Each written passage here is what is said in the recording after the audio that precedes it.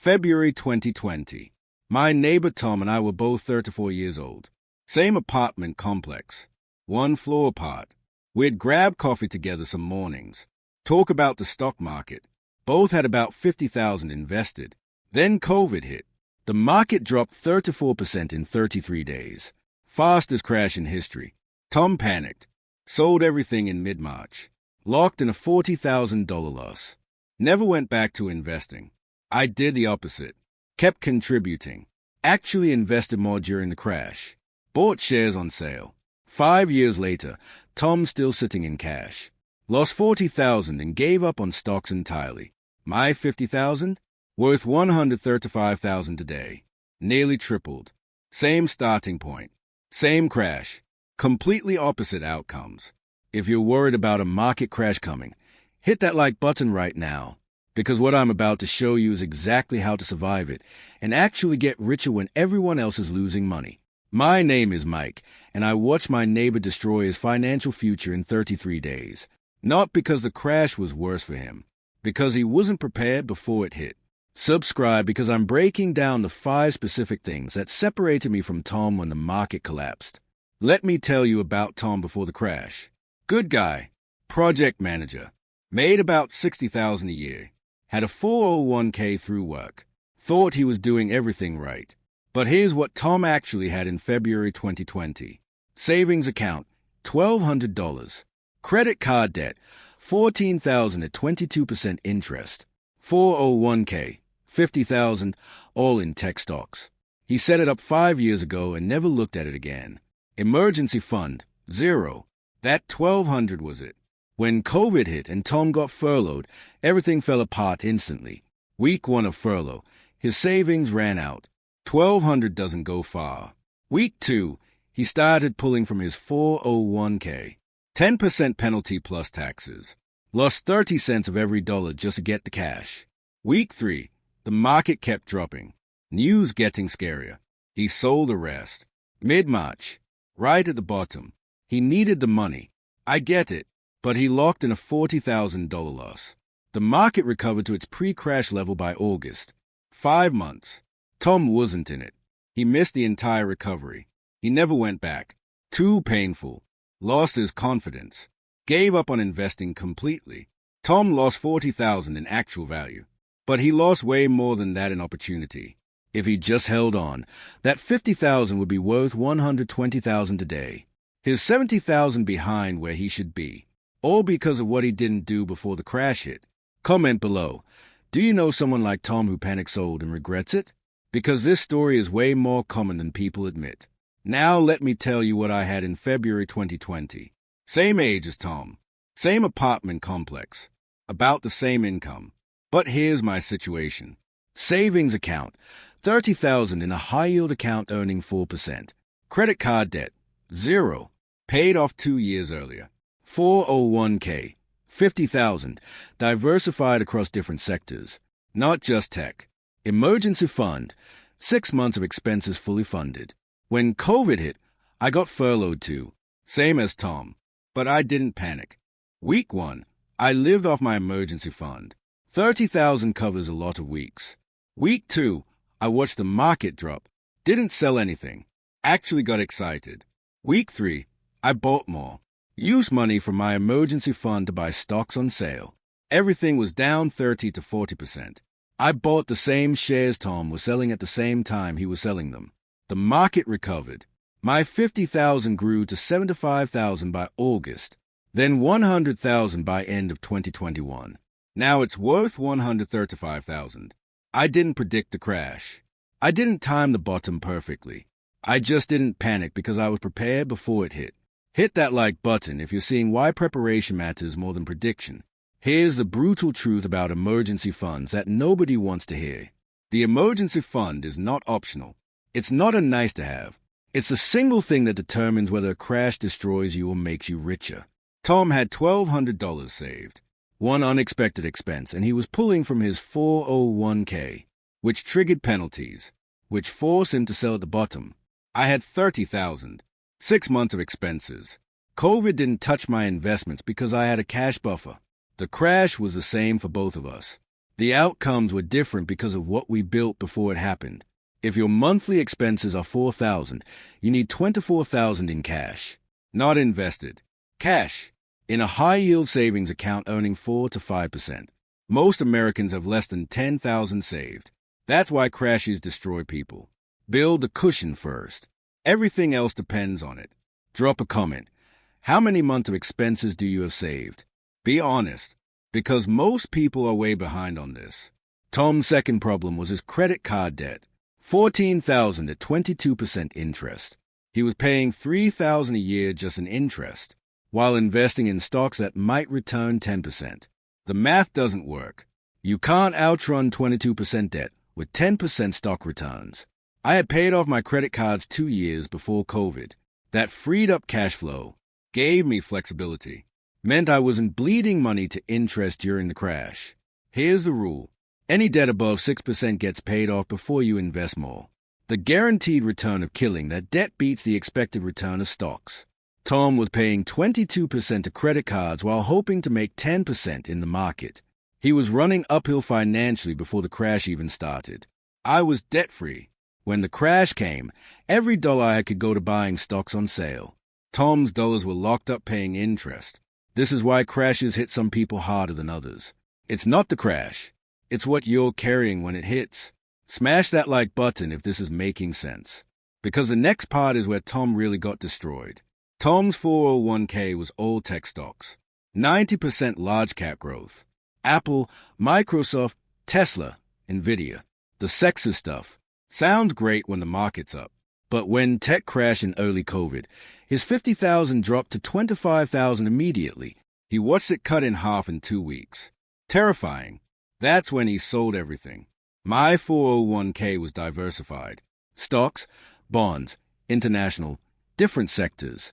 Not as exciting, but also not as volatile. When the market dropped 34%, mine dropped 23%. Still bad, but survivable. The difference? I could stomach a 23% drop. Tom couldn't handle 50%. Your risk tolerance on paper doesn't matter. Your risk tolerance at midnight when your account is down $40,000 is what matters. I wasn't smarter than Tom. I just had a portfolio I could actually hold during a crash. Here's a rough guide. Subtract your age from 110. That's your stock percentage. If you're 35, about 75% stocks. If you're 50, about 60%. And if you're heavy in tech like Tom was, rebalance now before the next crash. Because concentration kills during downturns. Check your 401k allocation. When's the last time you actually looked at it? If the answer is when you enrolled, you might be way more exposed than you think. When the market crashed, Tom stopped contributing to his 401k. He paused everything, waited for things to stabilize. Huge mistake. I did the opposite. Kept contributing. Actually increased my contributions. Why? Because when the market drops, shares go on sale. You're buying the same company for 30 to 40% less. The market is the only place where people run away when prices drop. Everywhere else, sales cause stampedes. Those shares I bought in March and April 2020 for cheap, they're up 150 to 200% now. Tom stopped buying when everything was on sale, then started again when prices recovered. He bought expensive shares instead of cheap ones. Missing just the 10 best days in the market over 20 years cuts your returns in half. And most of those best days happen right after crashes. If you're sitting in cash waiting for things to feel safe, you miss the recovery entirely. Keep contributing during crashes. Buy more if you can. Future you will thank you. Comment one more time. Would you have the guts to keep investing during a 34% crash? Because this is where most people fail. The last thing I did that Tom didn't was use the crash for tax advantage.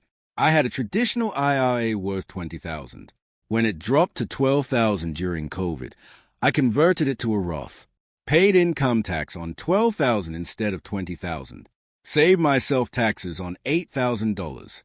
Now all future growth in that Roth is tax-free forever. That $12,000 is worth $32,000 today.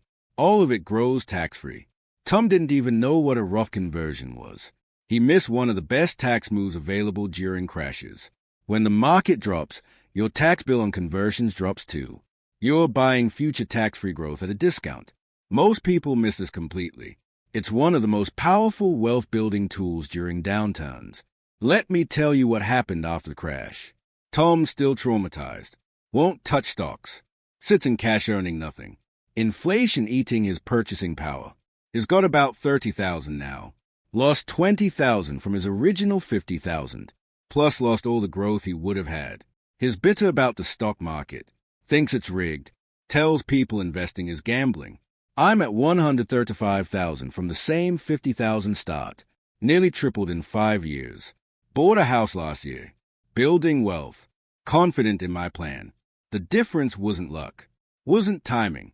Wasn't some secret strategy. It was 5 specific things I did before the crash that Tom didn't do. 1. Built a 6-month emergency fund in cash. 2. Killed all high-interest debt before investing more. 3. Diversified my portfolio so I could survive the drop. 4. Kept investing through the crash when shares were cheap. 5. Used the tax advantages a down market creates. Not one of those requires predicting when a crash happens. Tom walked into COVID financially exposed. No cash buffer. High interest debt. Concentrated portfolio. No plan. The crash didn't destroy him. His lack of preparation destroyed him. I walked into COVID financially prepared. The crash made me richer because I was ready for it. Subscribe right now because I'm showing you exactly how to prepare for the next crash before it happens. Here's what you need to do today. Not when the crash comes. Today. Step 1. Build your emergency fund. 6 months of expenses in a high-yield savings account. This is non-negotiable. Step 2. Attack any debt above 6%. Credit cards, personal loans, whatever. Kill it before investing more. Step 3. Check your 401k allocation. Make sure you're diversified. Not 90% tech like Tom was. Step 4. Commit now to keeping your contributions running during the next crash. Write it down. Make it a rule. Step 5. Learn about rough conversions. When the market drops, you want to know how to use it. Do these 5 things and the next crash won't destroy you. It'll make you richer. Ignore these 5 things and you'll be Tom. Panic selling at the bottom. Giving up on investing. Falling further behind every year. The crash isn't the problem. Being unprepared for it is a problem. Every crash in history has been followed by recovery. Every single one. The people who got destroyed weren't destroyed by the crash. They were destroyed by what they did during it. And what they did during it was determined by what they built before it. Tom and I started at the same place. 50,000 invested. Same age. Same situation. 5 years later, I'm at 135,000. Tom's at 30,000. The market treated us the same. Our preparation was different. Build the emergency fund. Kill the debt. Diversify the portfolio. Keep investing. Use the tax advantages. Do those 5 things and you'll survive any crash that comes. Comment one final time. Which of these 5 things are you missing right now? Because knowing is the first step to fixing it. Bottom line, my neighbor Tom lost 40,000 when COVID crashed the market. He panicked, sold everything, never recovered. I started with the same 50,000, kept investing, used the crash to my advantage. Now sitting at 135,000. The difference? 5 things I did before the crash that Tom didn't do. Emergency fund, no debt, diversified portfolio, consistent contributions, tax strategy. Not one requires predicting the crash. All of them determine whether you survive it. Tom's still traumatized. I'm thriving. The next crash is coming eventually. Nobody knows when. But you can know right now whether you'll be me or Tom when it hits. Build the preparation today. Survive the crash tomorrow. Get rich while everyone else panics. That's the whole strategy.